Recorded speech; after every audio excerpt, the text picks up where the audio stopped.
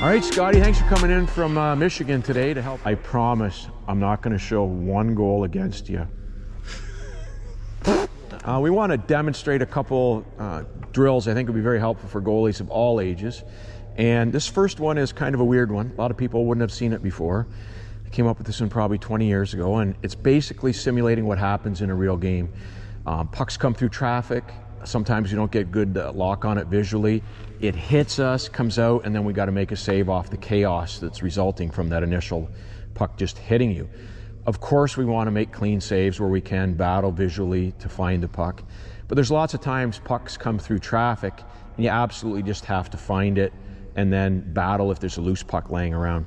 So we're going to demonstrate this first drill here, and we'll see how you do. We're going to float one in at your chest. You're going to be in your butterfly. You're going to have your eyes closed and obviously trust the shooter so somebody doesn't shoot at your head. But immediately upon the puck hitting you, then your eyes can open, and then we're going to come up with a strategy to play that loose puck rebound. All right, let's see how it goes. So, Scotty, pop down in your butterfly. And what we're going to do is we're going to have Tommy sort of dangle his stick a little bit so you don't hear the release. And close your eyes and tuck your chin in a little bit. And as soon as it hits your chest, then I want you to react. Okay, start banging away, Tommy. Good, quick, covering up hunger. Nice. And on these loose puck rebounds, we don't want to let it get back through your underneath you. Here we go, close your eyes. Good, aggressive stick whack, whack. Okay, 3 more. Good save, Scotty. Atta boy, way to push over there. 3 more, 3 more. 2 more, 2 more. Ah, way to get the stick active. Last one, here we go. Good active stick.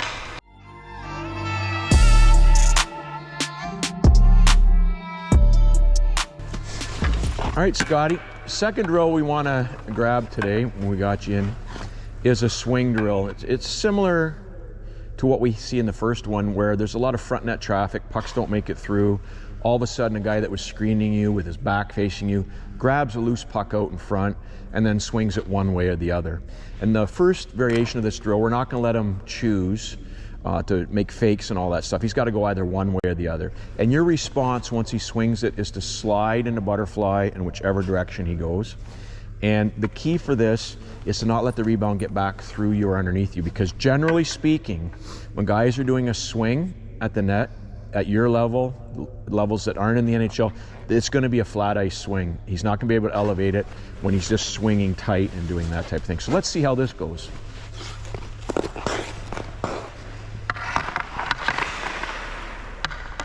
So first variation, he's just going to grab it right here and he's going to swing to here and shoot it, or he's going to grab it and then swing over here and shoot it.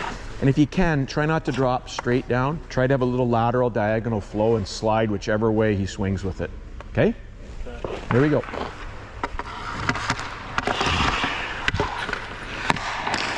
That's it. Nicely done, Scotty. Excellent. Good stick discipline. I love it. Try to have some more flow sideways with that. Good job. Bring your stick. 3 more. All right. 2 more. Get that right leg extending out a little bit if you can. Last one. Great save. All right. Now we're going to reload and do the second variation of this one, Scotty. Now we can put a little bit of a faking in it. And be patient. Once he starts going one way, don't automatically detonate. Just wait that extra little bit with some hesitation till you determine for sure which way he's going. So don't react to the first thing you see. So you can do a little bit of faking here, Tommy. There's a nice save.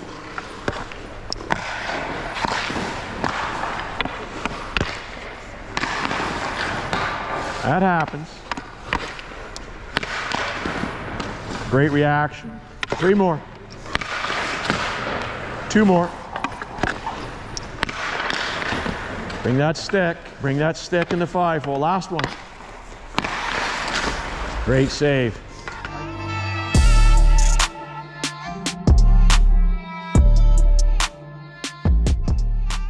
All right, I really appreciate you coming over here today. You know, all roads lead to the beer leagues. Whether you play in the NHL, junior, you don't, whatever. When we get to be older, you always end up playing rec hockey because it's fun, there's no pressure, great fitness. And rec hockey's, you know, one of the greatest things to do to get into shape and hang out with your buddies, have a few beers or Cokes, whatever your choice is.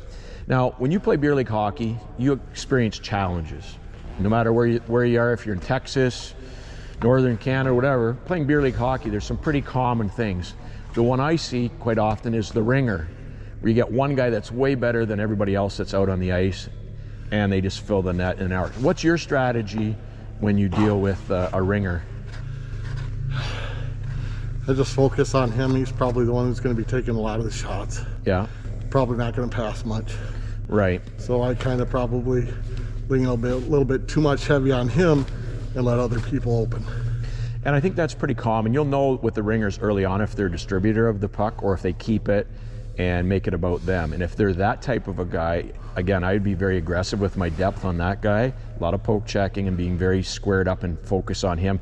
And if he passes to somebody in the back door once in a while, great. Just don't let that guy score.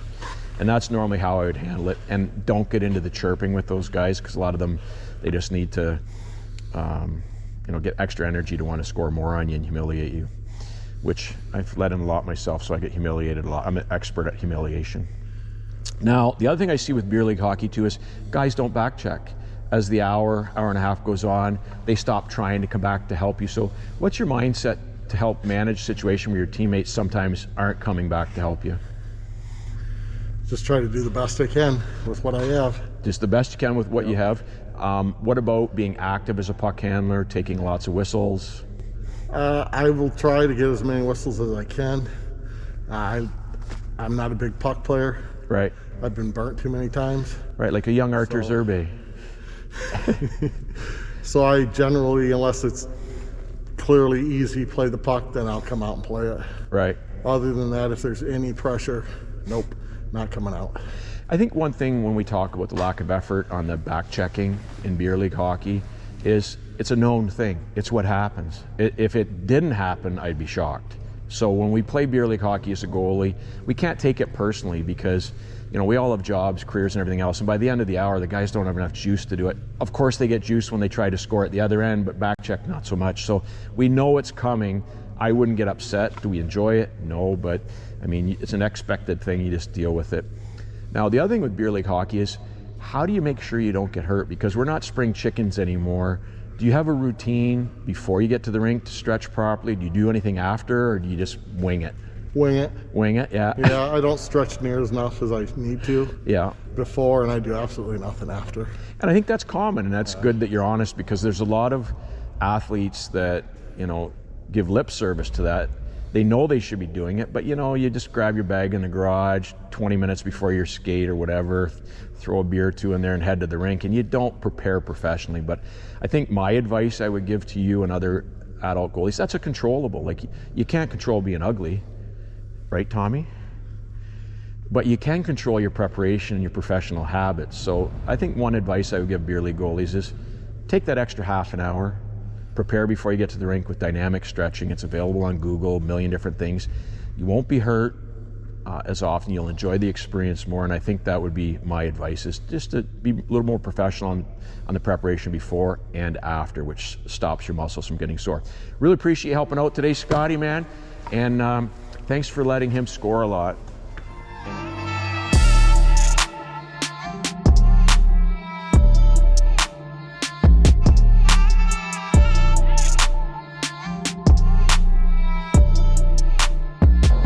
Hockey's not expensive.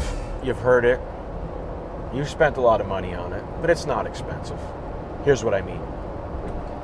If you're playing hockey because you want something to come of it, like your kid maybe hit lightning in a bottle and play junior, or maybe your kid plays college, or maybe your kid plays in the NHL, if that's at the back of your mind even a little bit, hockey's expensive. But if you are 100% honestly truthful that the only singular reason your kid's in hockey is to have fun, hang out with his buddies, then hockey is not expensive. Hockey's expensive when you talk about gear. Goalie pads, I don't know what they go for, $4,000 or $5,000 to fully kit yourself out. But it's not expensive if you buy stuff off a Facebook Marketplace. If you don't have to have the custom colors, the latest and greatest. If you buy it online, you buy it at Play It Again Sports. So hockey equipment is not expensive, so that's a tired old argument. It's only expensive if you have to have the right colors, custom colors, and you have to have, the absolute latest and greatest. That's expensive. But there's a ton of stuff on Facebook Marketplace that will protect you. Does it look nice and new? No, but it's BS if you're saying goalie equipment's expensive. It's like cars. If you go out and buy a brand new Ford Bronco, is it expensive? Of course. But if you buy a 5-year-old Ford Bronco, whenever they get to be 4 or 5 years old, is that going to be expensive? No, it's reasonable. Second thing, minor hockey registration fees, travel, tournaments, hotels. Those are only expensive if you're playing at a level with travel AAA commitments where you have to do all that. It's not expensive to play local league, house league, rec league if you're just playing with your buddies once or twice a week, regardless of age. That's not expensive. It's only expensive if you're playing at those higher levels. Simple as that. And then the final thing when it comes to the expense of playing hockey, training. Goalie coaches cost a fortune. It's crazy expensive. Hockey schools are expensive. No. You can find a beer league guy to help your kid out. But I want a guy that can help yeah. If you want your kid to go to the higher levels, that's the reason for playing, which if parents are honest, that's why they're doing it. Yes, it's going to be expensive to have a high-end goalie coach. It's part of it. To go to a top goalie school, it's going to be expensive. Yeah, to go to one of those prep schools where you do hockey as part of your schooling to these academies, it's going to be expensive? Of course. But again, it comes back to the original premise. If you're playing it for those reasons, to go on in hockey, of course it's going to be expensive. And don't be embarrassed. If that's why you're playing, great. I love to see kids excelling. And of course, we call it Camp Future Pro. So of course I like seeing kids move on in hockey and putting everything they can into making it. And, lessons are expensive, travel's expensive, equipment's expensive. It's expensive. But is hockey itself expensive? No. It's only expensive if you're playing for an ulterior motive of moving on in hockey and moving somewhere later.